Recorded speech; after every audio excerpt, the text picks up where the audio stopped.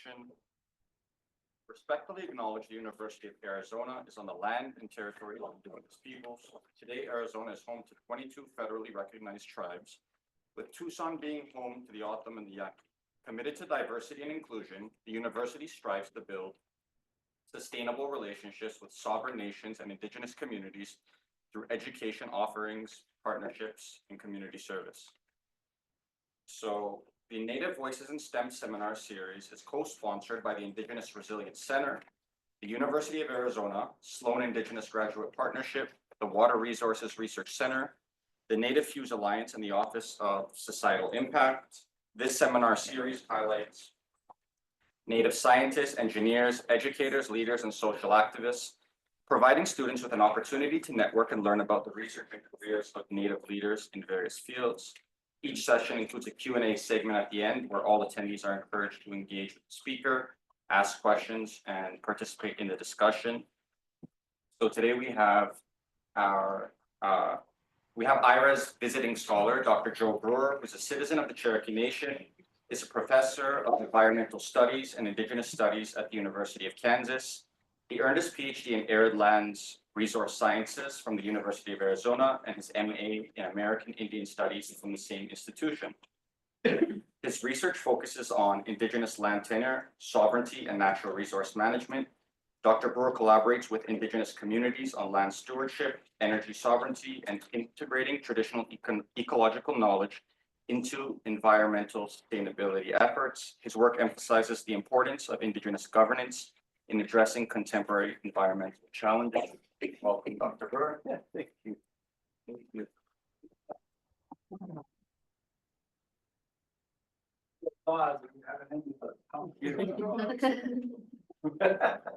No, it's good to be here. Golly, it's good to be here. It's good to be back in Arizona. It's good to see some familiar faces and meet new folks. I'm just really happy to be here. I just want to thank you all for welcoming me. To acknowledge the land, on the original stewards of these lands that we're on today, the Pascoyaki and Panata nations. And I know I'm a guest, I know I'm not at home. And so I wanna make a formal recognition of where I am. Those nations. Before I get started. So I'm gonna be walking back and forth. I really like to interact with folks in the room, with students and whatnot as I give talks like this. But I also have to get back to my notes. So we were having a bit of technical difficulty earlier, but I think we've sorted it out. I got a couple of computer screens that I can look at here that'll help me maintain reference to the top here. So a brief qualifier before I really get into this. I'm only speaking from my perspective, from my experiences, who I am as a person up until this point today, what's brought me here, what's enabled me to be here. And so I don't represent anybody but myself.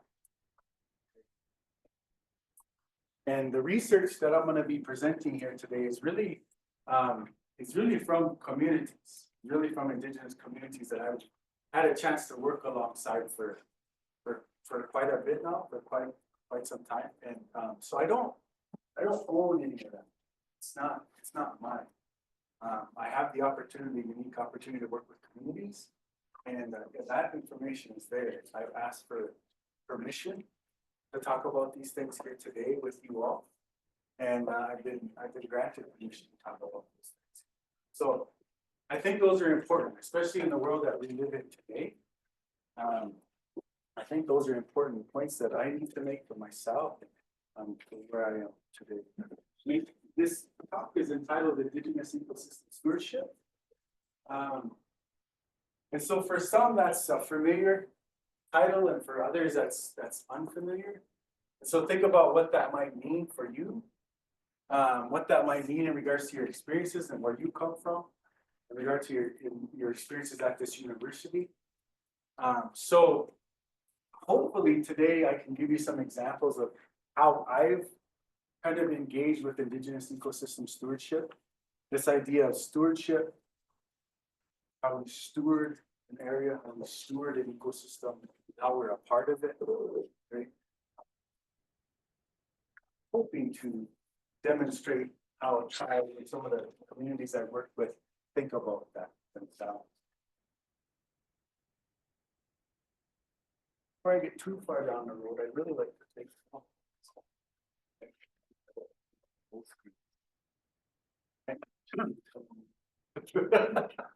So I really want to thank IRES. I really want to thank all the staff and faculty of IRES and all the partners of IRES.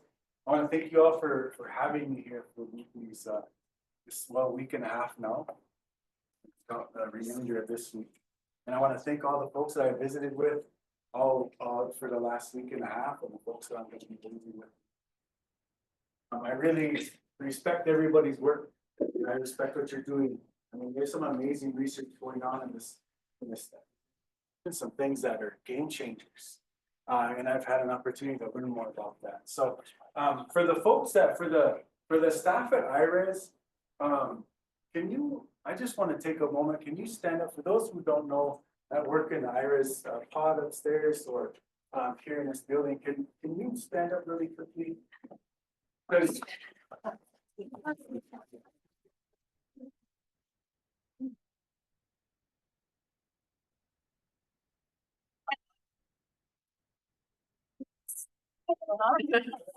Dr. Chief isn't here with us today, but I think it's important that these folks are recognized because they put in a lot of work. I think it's really a very unique entity. There's no other entity like IRES in the United States. And it's a real jewel. And I think it's important to recognize the people that make it. And they work hard. I really respect their mission, the relationship, respect, reciprocity, and responsibility, which stems out of Sean Wilson's work, Research is Ceremony. That's an amazing mission.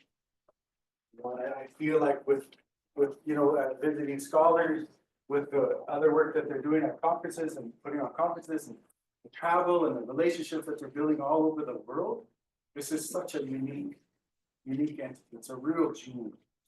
And I think that needs to be valued as such always.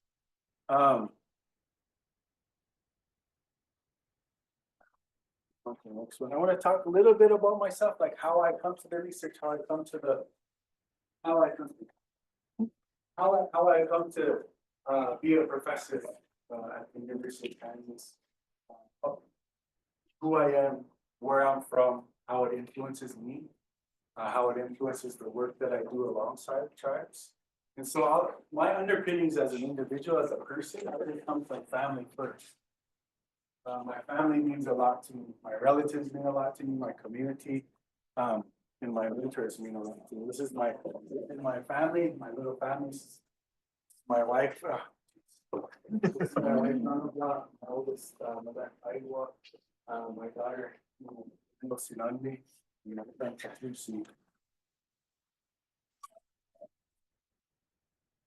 my mom and dad, my kiddos, one of my sisters and her family. I have to apologize that through the shuffle of getting this presentation ready, I left out one of my sisters and one of my brothers, so if they're watching, I apologize. Probably gonna hear it when I get home. But I've also been blessed in this life to have two sets of parents. As a 15-year-old young man, I was not making the best decisions in life. And so as a 15-year-old not making good decisions, I had the opportunity. I was blessed with another family that took me in when I was 15 years old. And they are Squawky. They live in the Squawky Nation in central eastern Iowa. And so these are my folks as well. Sisters and brothers.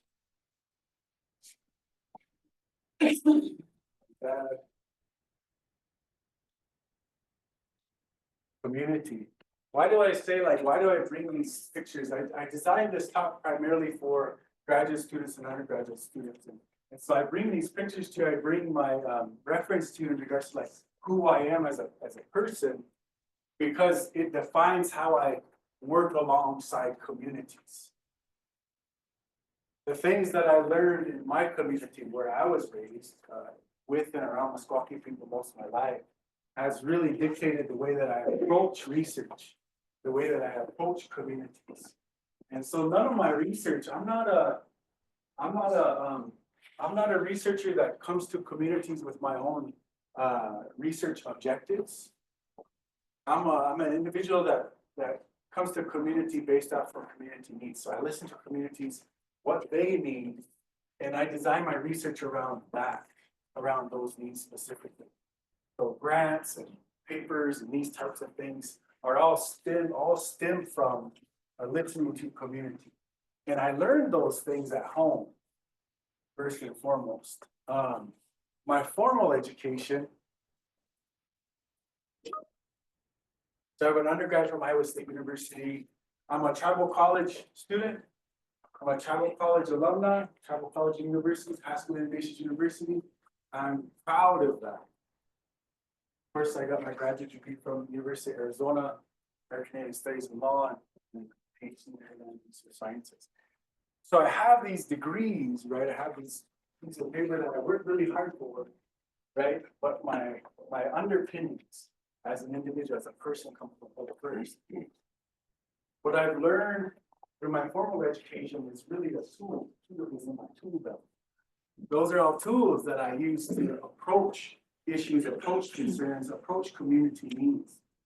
So that's how I kind of come to community in that way, and I try to leverage those skills in a way that I can help community. I can be out. So all I've ever wanted to do, my life goal, my life mission is to be useful. I want to be useful to tribal communities. And it sounds kind of easy, but it's not always that easy to be useful to tribal communities. Turns out it's pretty complicated and it's complex. But I've tried to make a career out of that mission. So currently, I'm a professor of environmental studies at the University of Kansas. I help to direct, or I direct the Sloan Indigenous Graduate and Undergraduate Partnership. And I work alongside Indigenous people based on their expressed community needs. So hopefully when I get into the research, I can weave a good story here. I'm an Indigenous ecologist, I'm a scholar. I guess my identity is an Indigenous ecologist. I work on environmental issues, environmental concerns, primarily about Indigenous peoples' land of dispossession and repossession. I work alongside Indigenous people on natural resources stewardship. And there's always, in the work that I publish, there's always three connected themes that you can fit all of my work underneath. And I don't want to read these out loud, but they center on community.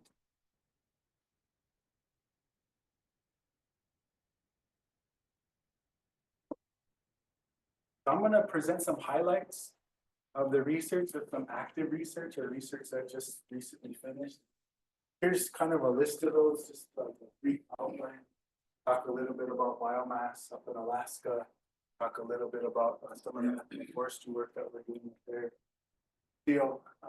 Some of the wood prairie restoration work that we're doing up in Iowa Nation. I was recently asked to help. So the Merriam report, is anybody familiar with the Merriam report? Right on. So in 1928, a report was commissioned to look at the living conditions of Native people on reservation and how is the federal government or how the federal government is living up to their just responsibility to Native people. The report concluded, and it was a long report. I shouldn't say a number, I think it's like 800 some pages. But primarily the report, if I can sum that up or if I can synthesize that just a little bit, is that the federal government was failing to do those. Fast forward 100 years, so 2028, we're coming up on the centennial anniversary of the American. So I was asked to help lead the land section from the area report, so we're working on that right now. And hopefully, our goal is to have that out by the fall, and then the entire area report. Of 2000. Working on some Silphium seed, looking at ethnobotany, specifically indigenous peoples, intellectual property rights, and in particular, it looks like a little, I have a picture of it later. It's like a little stuff. We're looking at the seeds of that flower, and if we can turn on. Right, there could be more. And if we can, we also have to interact with the indigenous peoples around that, because there's really ethnobotanical notes that we can find in archives that talk about indigenous peoples. Go to the botany. Writing a book or trying to write a book on about 4 chapters in, and I've been about 4 chapters in for the last almost year. So it's quite a task. So that's one of the things that I'm doing down here in Tucson is talking to also folks on campus about some of the work that I'm doing and kind of picking their brain. Kind of picking their brain a little bit and asking them, you know, from their perspective, how will they approach some of the concerns and problems. These are all the research partners, or a short list of research partners that are related to the work that I'm going to talk to you about today. So always good to give recognition there. Specifically, I'm going to start off in Fort Yukon, Alaska. So this is the village of Fort Yukon, Alaska, taken from the 260 between Cessna. And it's a town, it fluctuates in numbers, few hundred people on any given day. It sits right on the convergence of the Porcupine and the Yukon River. About a 2-hour-ish, hour and 45-minute-ish plane ride from Fairbanks, Alaska. So what Fort Yukon was trying to do, a little bit of information about Fort Yukon. So in the wintertime, the record low is about 72 below zero Fahrenheit. And then in the summertime, you've seen records around like 97 degrees Fahrenheit. So that's quite a fluctuation in weather. So you're talking about a place that's really cold, but it can also get really hot up there. And the only way into Fort Yukon is by boat, by plane, or by snow machine if you want to take the risk in the wintertime trying to get there. Like I said, it sits at the convergence of the Porcupine and Yukon River. And to give you kind of a scale of the Yukon River, it's about a 300,000 cubic feet of drainage per second. So it's a massive river. It's an ungirdled river. There's no dams on the river or anything like that. So it's as a river should be, from my perspective, right? It's braided, it's got oxbow, it's got all the things that a major river should have.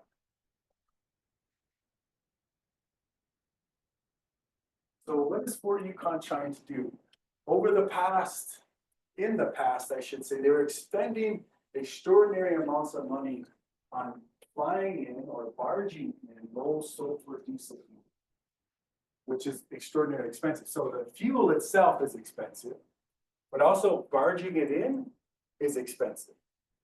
So it adds to the cost, right? So how do we, in an economically stagnant-ish village that's off the grid, how do we start offsetting those fuel costs? What are some ideas? So we started looking at biomass. Is there an opportunity to use some of the biomass that we have access to, specifically cottonwood trees, that we have access to cut and chip and feed through a potential boiler system, a wood chip system, right, to offset those fuel costs? Can we create a combined heating and power plant where we're using new diesel fuel fire generators that are more efficient and new boiler systems that we feed wood chips through? In the winter months, combine that heat and push it out to the village. And or combine that heat we sell it to state buildings and federal buildings that are in the village. So it's an integrated project and involved a lot of, and I'm gonna, again, these are highlights. I'm a nuts and bolts kind of person. I really love the detail. But I'm gonna go through the highlights of some of this and it's just probably gonna skip some things. Probably gonna drive me nuts later on, but that's okay. But just so you know, this is a very complicated project and these are some of the things that it involved on the environmental end. Of course, and on the economic end and these types of things. But one of the things I want to point out is this is sovereignty in action. So this is a tribal nation, which is actually a village corporation, which are Z corporation, that is working to offset these costs, right? They're making their own decisions about their futures, about their futures, what they're spending their money on. Right, so we put some of the goals of the project and overview of the project.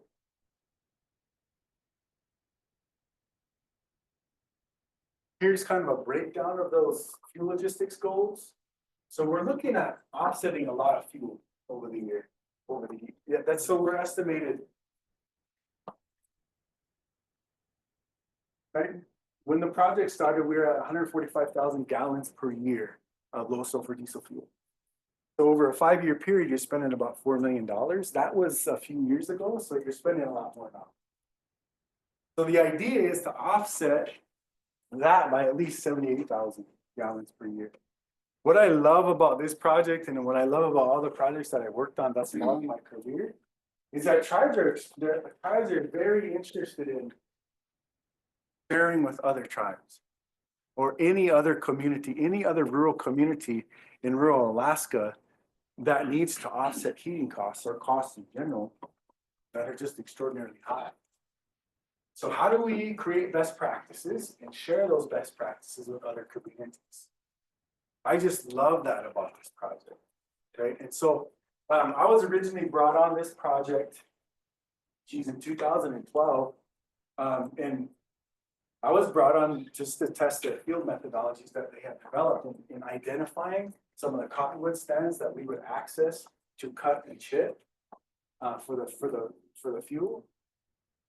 And over the years, over time, I was asked to do other things. And so a relationship developed between myself and the Council of Athabascan Tribal Governments, which is in Fort Yukon. But they have a wide swath. They're made up of 10 Gwich'in and Koyukon villages throughout Alaska. So that's who they service. Project again is multifaceted. Environmental assessment was done for this particular project, and a number of detail was added to the environmental assessment to include things like when I talk about complicated. So this project had to run in the wintertime. So if you can imagine running heavy machinery in the wintertime with this project, when I tell you like it regularly gets like 30 below zero. And trying to take care of like things like hydraulic hoses, you know, and whatnot on heavy machinery. It's just a complicated project. And so we're also crossing waterways with heavy machinery in the wintertime. And so the only way to really not damage the environment with heavy machinery is the project in the wintertime. Otherwise, if you do the project when it's warm outside, you're gonna create some damage, you're gonna create some ruts, crossing creeks into other areas where you're trying to access cottonwood stands, these types of things. You're creating a harvest plan. This is one of my students. Where's Miss Vanderveer? This is your relative right here. Yeah, one of my students, related to Miss Vanderveer, taking students up to Alaska all the time. We're looking at, in this particular instance, we're looking at areas that have been stricken by fire. So standing dead timber, how can we also access standing dead timber and potentially use that for the wood chips? So there's just a lot of complication, and that's just kind of to give you examples of how complicated this is. So we're talking about land use planning, forestry, we're talking about the business, economic development, engineering. We're also working through jurisdictional caveats here. entering, crossing riverways, all these types of things, state, federal lands, privately owned lands, these types of things. Of course, operating in winter weather and looking at post-fire opportunities that we might have to access wood chips. So one of the places I just wanted to point out as an example of the work that we're doing, that we did, was this harvest area 1. So if you recall the last slide, we had different harvest areas that we had identified and how many acres there was for potential harvesting. So just want to point this out. This spot right here, I'm going to use this as an example. This was actually in the environmental assessment. All of these location areas were identified in the EA, in the environmental assessment, as potential areas where there was a large stand of cottonwood trees. And so we did that, or that was done, I should say, by EIS. So in the northern boreal forest, the largest canopy that you're going to find is a cottonwood canopy. A lot of spruce up there, so they don't put out that big of a canopy. So you could easily find those. I do GIS, a lot of GIS work on that. So what we had to do as a part of this project, and I worked with students on it, was go out and actually assess the area. So are we seeing in the GIS imagery, are we seeing same thing in the imagery as we see on the ground? So we had a ground truth over there. So all those locations, you got a ground truth. Is there actually that much cottonwood on the ground? Can we chip, access that much green tonnage? Green tonnage means the chips. And so we ran analysis like this. We went out and we walked the corridor, or we walked the vicinity in the areas that we identified as standing cottonwood trees. We just walked the perimeters, basically, took remote sensing measurements, took GPS measurements, and all that kind of good stuff. And actually, this area here, there was less cottonwood in that area than we had originally anticipated, but there was enough wood that came out of that area post-harvesting the trees, the cottonwoods, that it would sustain the project for the amount of time, for the duration of it, or that was predicted initially. So this is an image of the perimeter. This is an image post-cut. Can't see that real well, it's kind of pixelated on the screen. So this was an area post-cut, and we went in and basically, okay, are we doing what we wanted to do? Are we getting enough green tonnage out of this area that we need? And so that was a great part of the project. It's just a part of the project. And then you got your wood yard. In your wood yard, you got to measure, okay, how much you got to dry all this wood, and usually dry it like this here in a pile, right? And if you dry it long enough, to about 32% moisture content, you can put it through that boiler system, the high efficiency boiler system. But you also got to measure the moisture content, and like cottonwoods are notorious for being very water saturated, very water dependent. They have just a really big cellular structure, so they get a lot of water. This particular, I want to tell a story. I think we got enough time. Okay, so so this particular wood yard was the first wood yard because it was in Harvest Area 1. And I was in a meeting in Minneapolis, and I talked to the natural resources director because they were getting ready to start chipping everything. They were taking moisture content measurements and whatnot. Everything was drying out really well, and they were thinking about actually chipping. And in a conversation I had with the natural resources director, they said, "Hey, we actually decked all the wood on site." And so for me, it freaked me out. I'm in Minneapolis, they're up in Alaska. And I said, are you sure that's going to be okay? Because our original plan was haul every 2 weeks, because this site sits on the Yukon River, and the Yukon River is massive, and it floods every year. Okay, every year it floods. And so my worry was that this whole area would flood, the water would take all the trees and post them in these trees over here, or put them back in the river or something of that nature. And so I was kind of freaking, I had a freak out moment.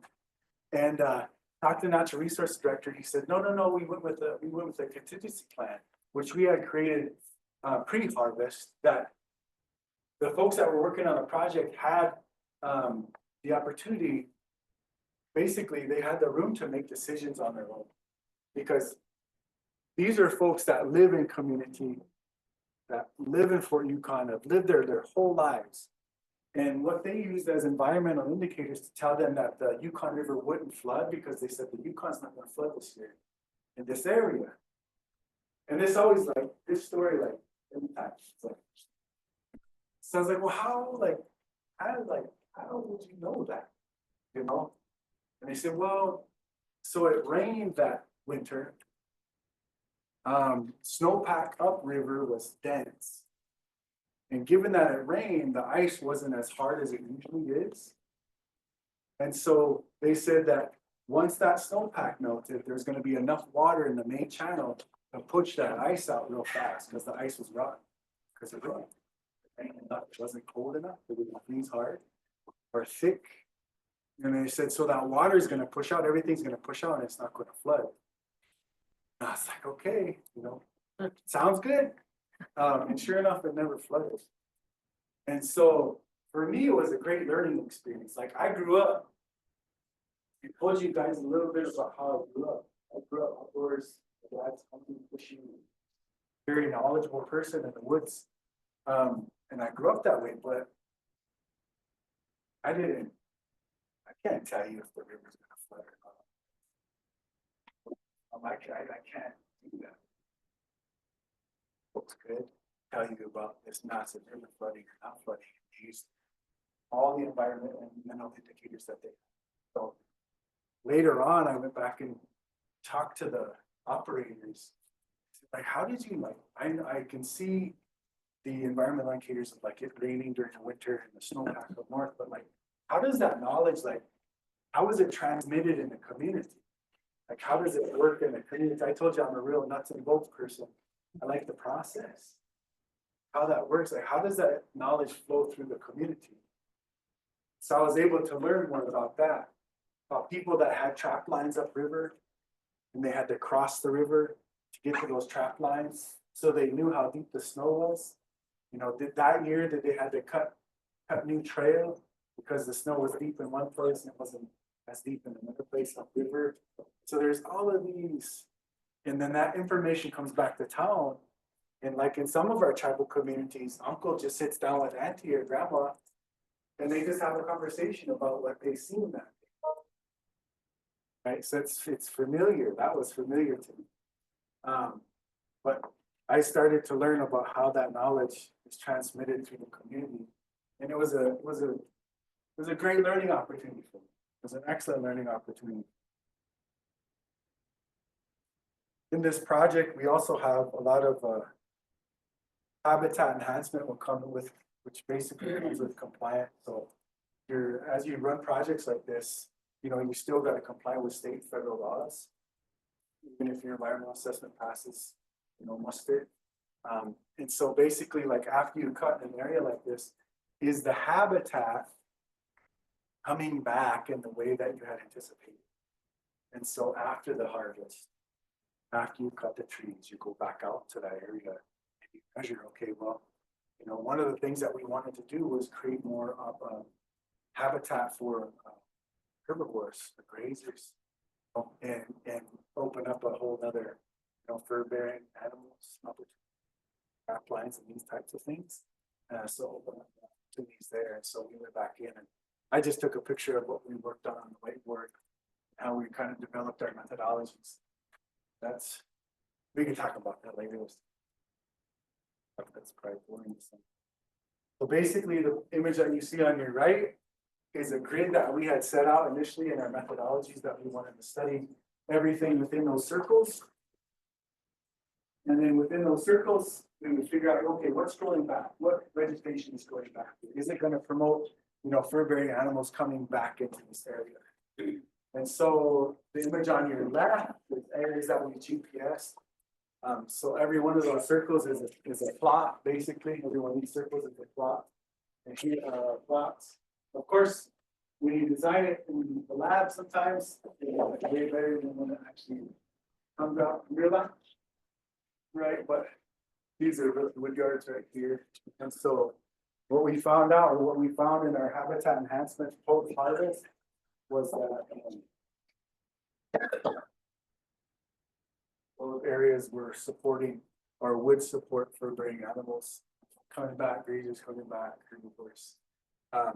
The issue with like a cottonwood stand in the northern boreal forest is that the canopy is just massive. So, and cottonwoods grow fast, so cottonwoods get up quick, put off their canopy, shade out the understory. So it shades it out. And so when you open that canopy back up after cutting, right, and you're dragging trees and you're opening up that soil, vegetation makes it slow down. It promotes habitat enhancement, what we're talking about. So all of that work for the trees and the wood chips, this is how the fuel conveyance system basically works. He's dumped the chips into a bin, auger feeds the boiler, and then the boiler lights the chips and pushes the heat out. So that's a bit on how that boiler works.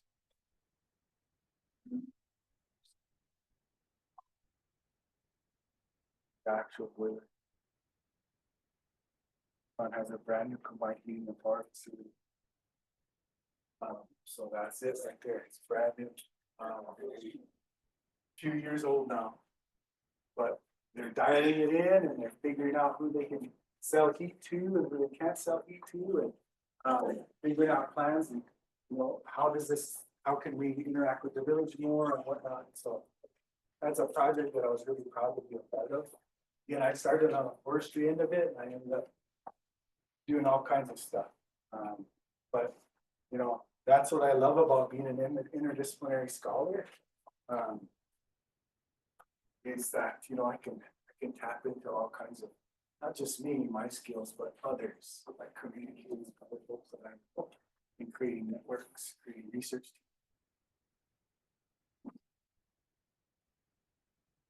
And through that project, spun another project.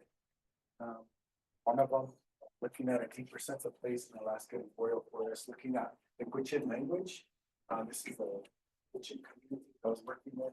Just during the project, during the biomass project, we were all sitting in the natural resources meeting room, and we're sitting in there and just started talking about, okay, well, what are the needs of the community? What are the needs of the tribe? And one of the things that they talked about was, well, we need to create a better relationship with, state, federal, fish and wildlife. These agencies that are tasked with overseeing or managing some of our lands. And so we need to do a better job communicating with them about how we think about the environment, how we interact with the environment. And so as you can see, thinking about the Gwich'in language is kind of a vehicle to better understand that relationship with the environment. These are Gwich'in words, and then you can see the translation. So that particular translation, it'll kind of gives you a time of year, right? And so you look at those translations and it gives you a time of year. And so why is that important? Why is that time of year important? And when you're communicating with Fish and Wildlife Society or Fish and Wildlife agencies, well, who's setting hunting seasons? Who's setting fishing seasons?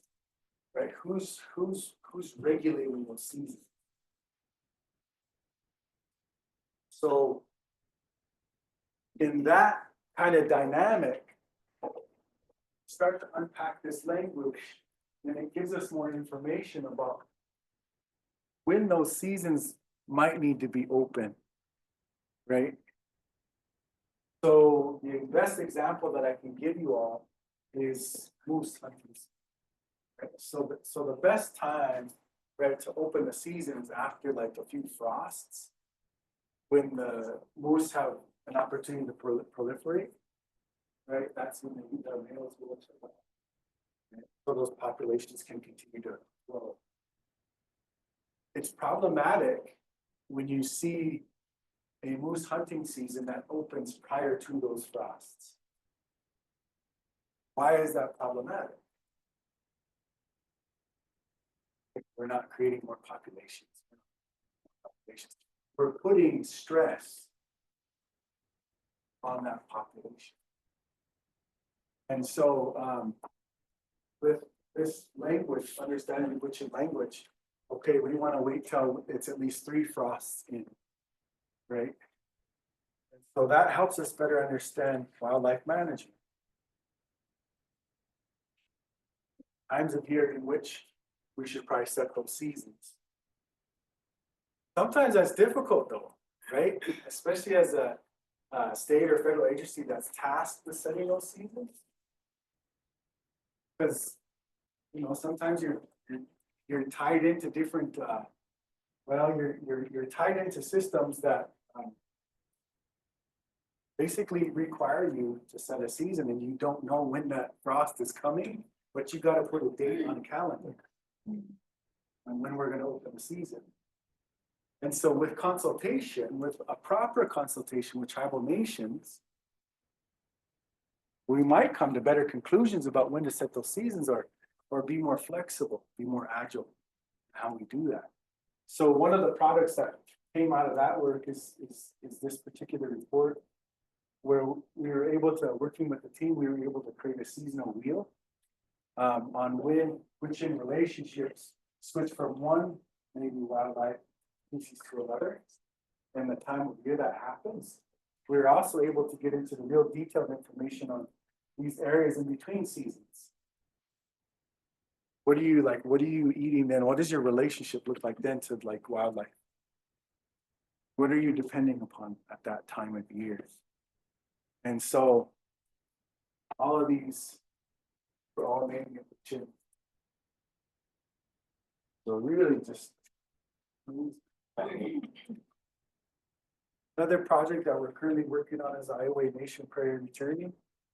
So we're taking land that had been farmed for quite some time, and then we're returning it to prairie, grass prairie. So this is a project that we just started this year. So we're about a year in right now. So the Iowa Nation sits at the border of Kansas and Nebraska. So Iowa Nation being, of course, the original name of the state, Iowa. Where I'm from, where I grew up. I just love, and these are some of the goals of the project right here to help building more climate resilient future for the Iowa Nation of Kansas and Nebraska. With this particular map, I chose to bring in today on the left-hand side. So in 1837, one of the tribal leaders, No Heart of Fear, Iowa leader, he went to the Intertribal Congress in Washington, D.C., presented this map to the Intertribal Congress in regards to some land claims that the tribe had been working on in the state of Iowa, because they had been removed, right, from the state of Iowa to Kansas and Nebraska, and or they were going to be removed. The process of it. So they were trying to create some land claims. Like we can demonstrate to the Intertribal Congress that we originally own lands or had lands or occupied or stewarded lands in the state of Iowa, what we call the state of Iowa. So he drew up this map in consultation with some of the folks in the community. And this is a map, so that main artery running right down the middle of this map. Hey, can anybody guess what that is? Huh? The highway? Highway back in those days, yeah, for sure. Yep. Anybody else?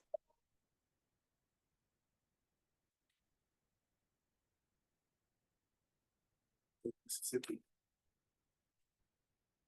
So order to demonstrate that the Iowa had been in that state stewarding those lands from time immemorial, they wanted to show their knowledge of all of these river systems, Missouri, Mississippi, of all these river systems and their tributaries, and where their villages were,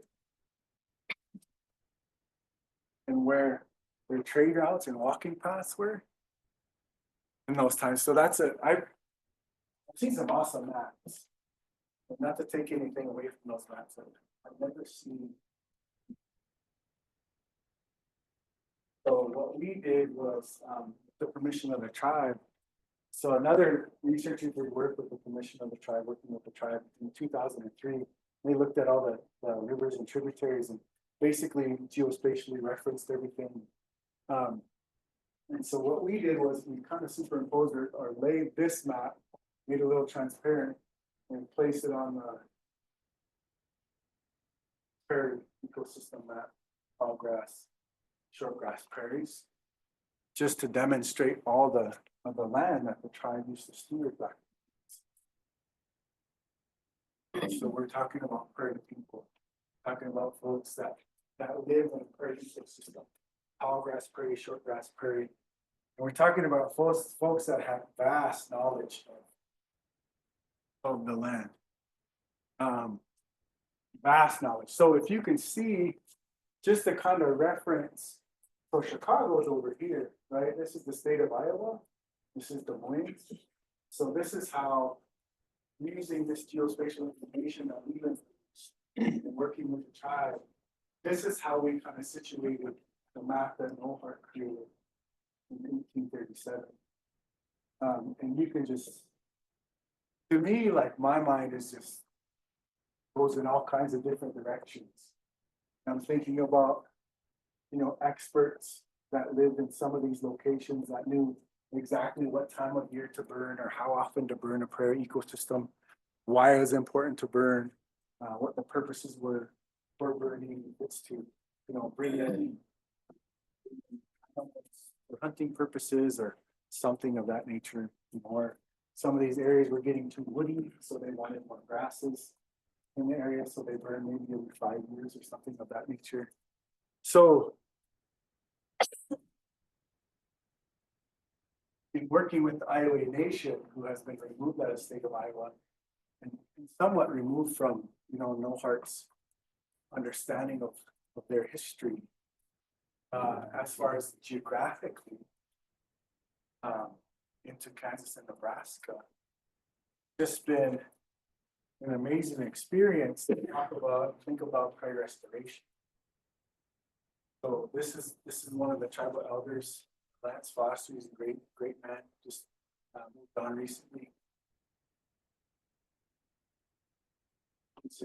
He was an excellent person and advocate for this prairie restoration project.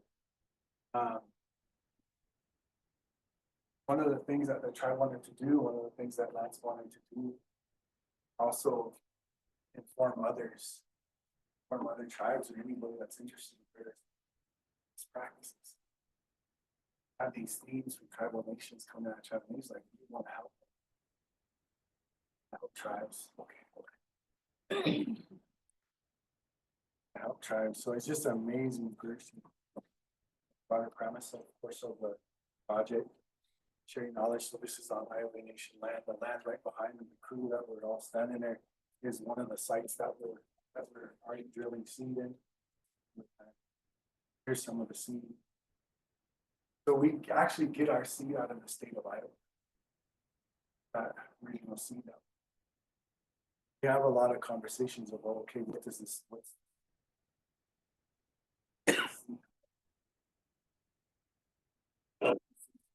great conversations.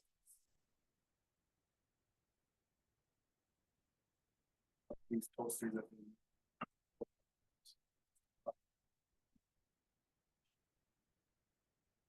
a lot of burns, dry burns, semi-cultural burns.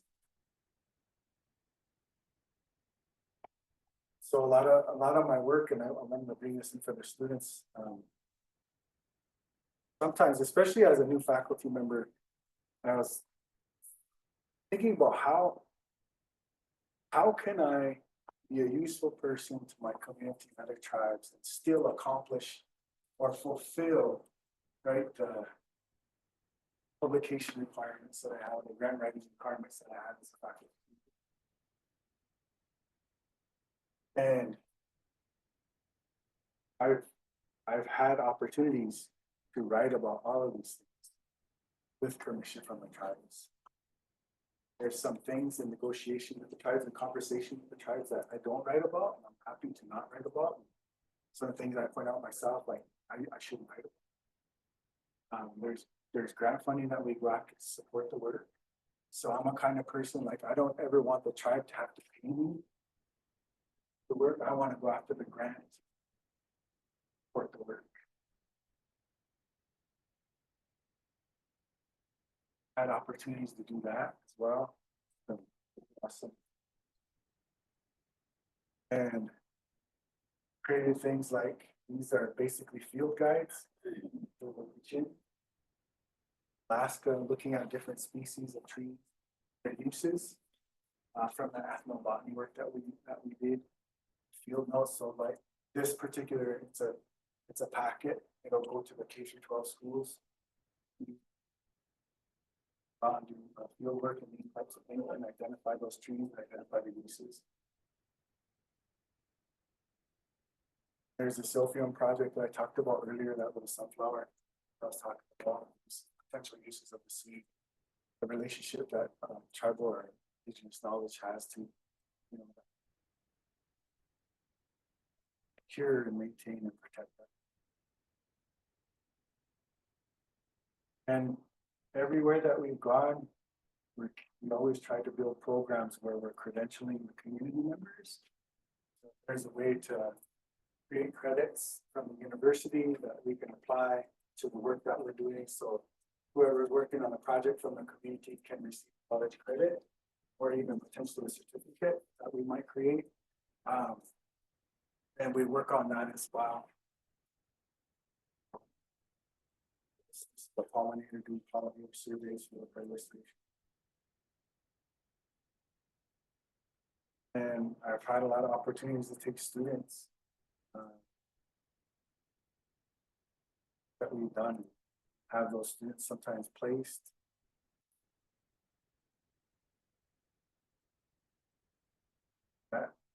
That's anywhere from learning how to do a prescribed burn, you know, learning how to do it safely, working with fire crews and these types of things, to also learning what a cultural burn is. It's like difference between the two, how they can actually collaborate, work together.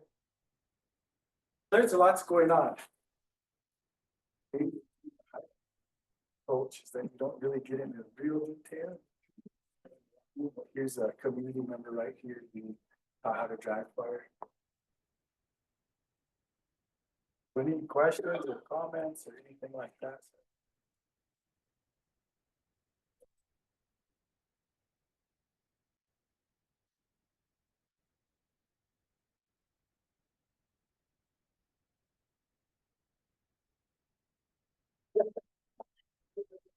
What is your approach when you go to the community to, like, say you're doing one project, but you opened it up to this other project, bringing in that guy, like, what is your approach and how do you go about shooting that with them? Usually I work with a community, it usually starts with a relationship. Has to come in and talk to tribal leaders, about what they're interested in doing. And so I function under that big umbrella of natural resources. So there's something that I could do some decent forestry stuff, but I've had to learn the forestry. So sometimes I'll participate in workshops as well, just so I can learn. And then from that point, like the initial conversation, I start to build teams, people that I know.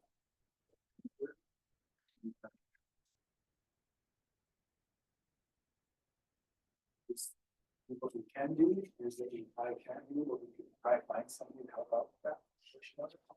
Yeah, it's usually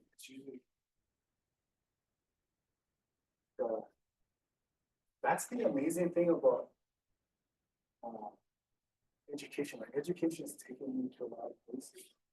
Also, lots of friendships, a lot of networks. Being a travel college student, went to a travel university. In Haskell, there's 130 some different tribes at Haskell. And so that's all over the US, Alaska. And so that's essentially like, I know that those are all based on friendships. And one of my friends is, they probably look at me and they're like, yeah. And I look at my friends like,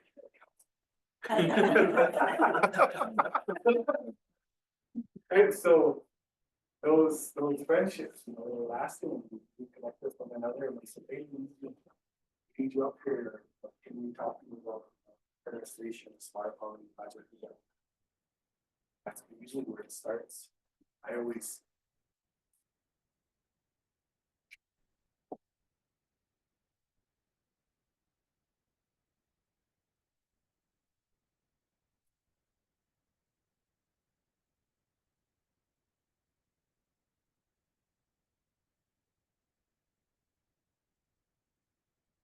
Wow, I really appreciate it.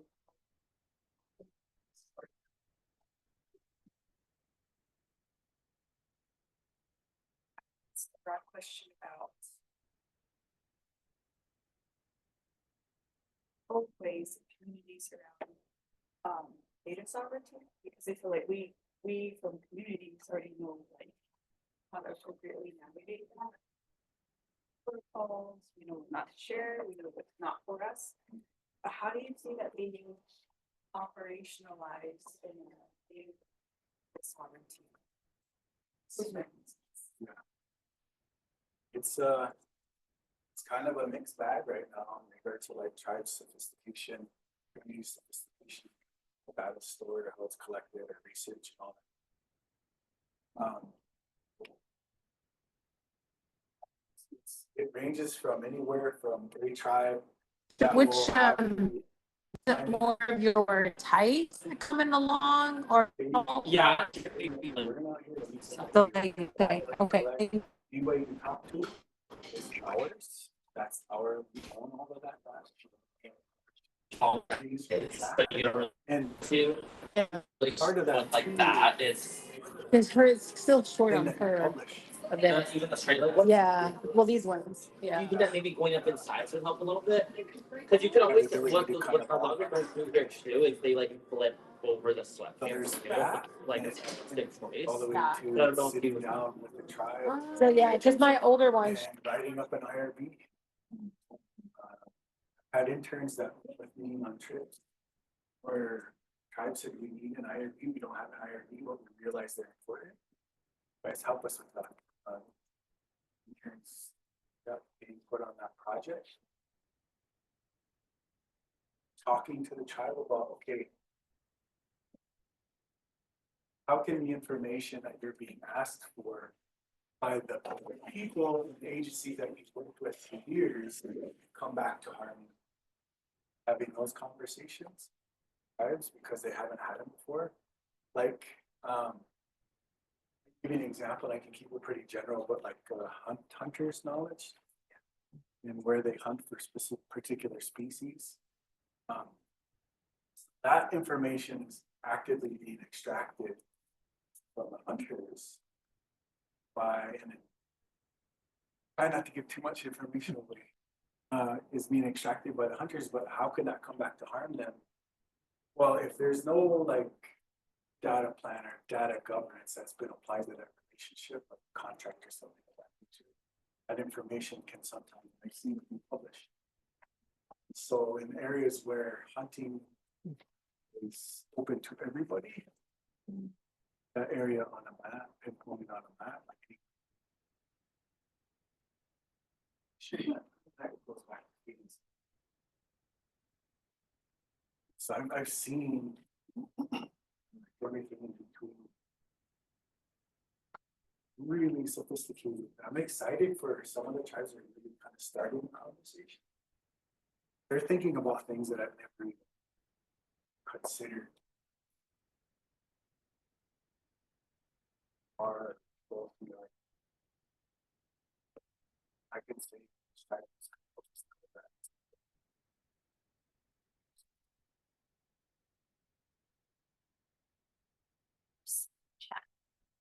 There's someone in the chat.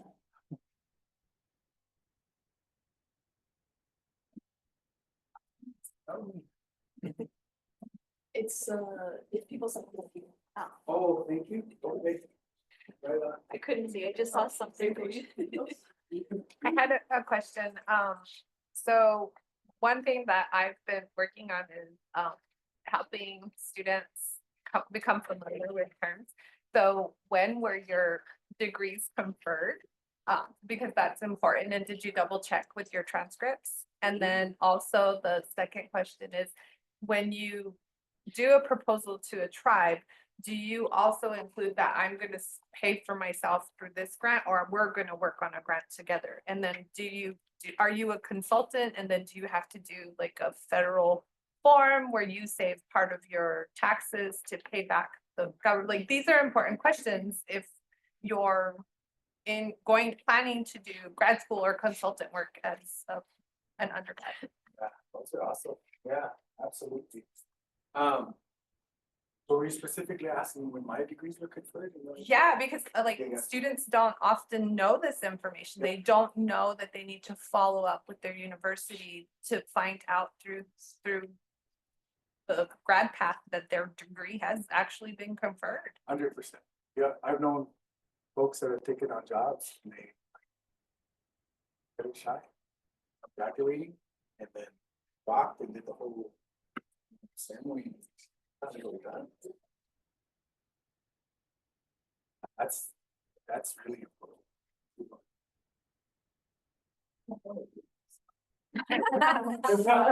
I'll tell you, no, I finished in 2008. Oh, and what was the second part? And then like for consultant work or when working with tribes, do you include that you will actually solicit for a grant to pay yourself? And then what are the tax steps Yeah. as a consultant? For sure. On that part of it, I've never put that like in writing. But I've always told them like, here's what we're gonna do, we're gonna look at this grant, we're gonna go after this grant. And then in that grant, like the budget's always transparent. Right? So in the grant, usually I just put in like as a faculty, like summer salary. That's part of it's just included. So I don't have to worry about that because there's some things I'm good at numbers with. There's some things. Sorry. There's a third part. The third part is, like, when you're a consultant, do you set aside money to pay back in case you have to for taxes? No, I just all through.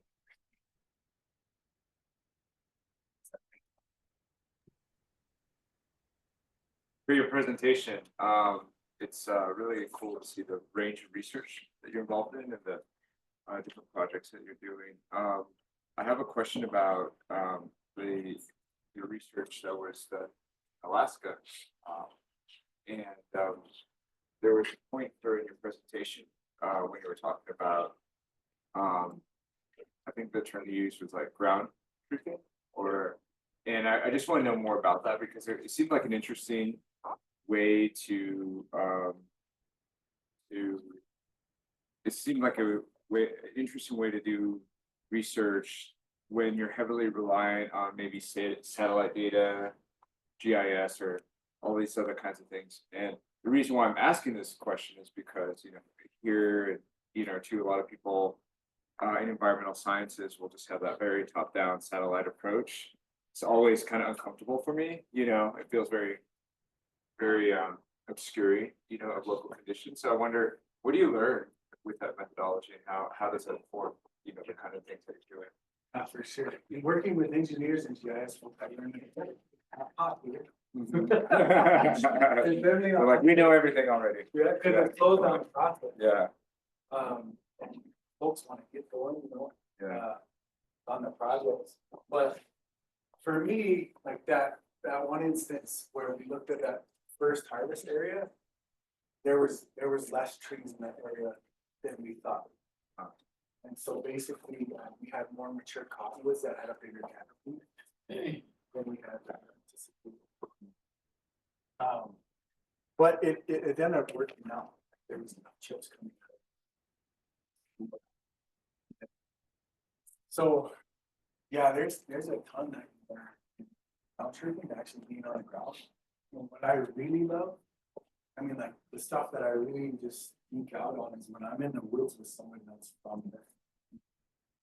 We had some of the areas that I was in, were like heavy black bear areas. So while I'm taking measurements and stuff like that, like someone is gonna look out. It was my understanding at the time. I was like, oh, they're just gonna come out. The individual I was with was like, if you gave me two, they'll come.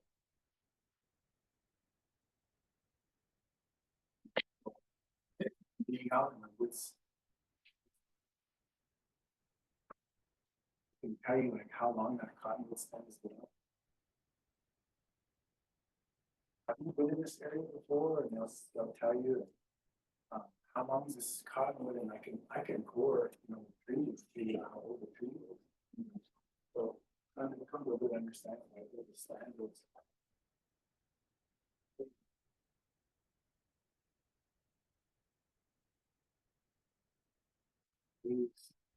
Oh, wow. So sometimes it's less invasive.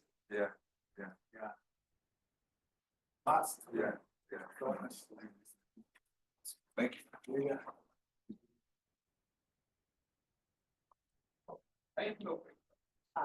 I was just really fascinated by that almost calendar you showed with 10 words. And I wondered if is that like, okay, is that public information that they share now, or is that? No. So has that affected the management at all, you think? I don't know if I can even answer that, actually. Because I think I'm coming at it from a perspective of what I think it should do. And how serious I think it should be. And so I don't know if it's really, but I can tell you that there is communication between like Council of Athabasca Tribal Government that represents the building. And but I can't say like, yes, they're actually using the calendar. But it might affect the hunting season timing, for instance, on things. So that seems like a big step from a decade ago. Yeah, for sure. In Sano, with common diseases and with the issues up that way, there's just less teams in the world, for example. So lots going on up there in Preston. One of the things I know that some of the villages would love to see, and I think I could say this generally, but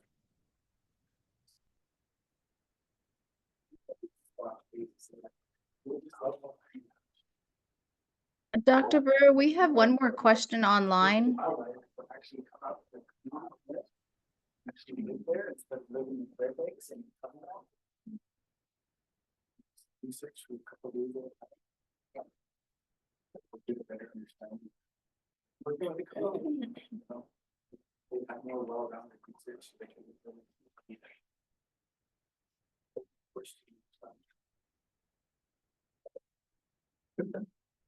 Thank you. Time for the student session. Here with us today, it's massive for everybody to see someone who's doing work with 4 communities, not 2 communities. Sometimes it's hard to draw that distinction, and it's huge. I think it's just a natural extension of your time with us at IRES. I think it's important to say, like, Dr. Brewer is our visiting scholar, and he could be, in an office, in a silo, but he's there present, getting to know everybody in our team. I see him socializing. I think anybody who came into the pod would not know that he's a visiting scholar. They would think that he's been with us for quite some time. So really appreciate seeing you prioritize that relational aspect of your work. It's really important. And again, thank you to our co-sponsors and everybody for showing up here today. It means a lot. And so what we're going to do now is transition into our student Q&A session, and it's really just an opportunity for mentorship to ask any additional questions that you might have, and just continue learning from Dr. Brewer. So thank you so much for that.